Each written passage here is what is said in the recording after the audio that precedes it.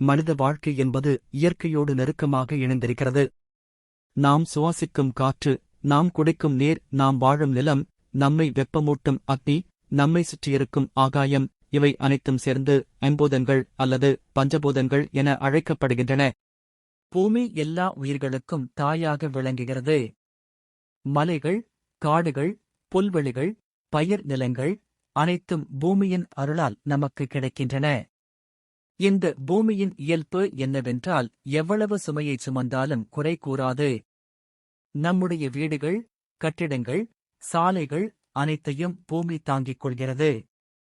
இதிலிருந்து நம்மால் கற்றுக்கொள்ள வேண்டியது பொறுமை.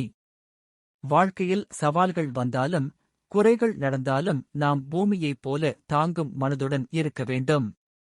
வெற்றி பெறும் மனிதன் எப்போதும் விரைவாக கோபம் கொள்வதில்லை, எல்லாவற்றையும் சுமந்து செல்வது போல அமைதியாக கையாளுவான். அதே சமயம் பூமி எப்படி பயிரிடுவோமோ அதற்கேற்ப விளைச்சலை கொடுப்பது போல நாம் செய்வதற்கேற்ப வாழ்க்கையில் பலன் கிடைக்கும். அதாவது உழைத்தால் மட்டுமே வெற்றி கிடைக்கும். 2. நீர் சீர்மை மற்றும் பணிவு. நீர் என்பது உயிரின் மூலாதாரம். நீர் எப்போதும் தாழ்ந்த இடங்களுக்கே சென்று சேர்கிறது. ஓடிக்கொண்டே இருக்கும் நீர் தூய்மையாக இருக்கும், நிற்கும் நீர் அழுகிப்போகும். அதுபோல மனித வாழ்க்கையிலும் ஓயாமல் உழைக்கவும், முன்னேறிக்கொண்டே போகவும் வேண்டும். நீரிலிருந்து நாம் கற்றுக்கொள்ள வேண்டியது பணிவு. எவ்வளவு உயரத்தில் இருந்து விழுந்தாலும் நீர் கீழே வந்து சேர்கிறது.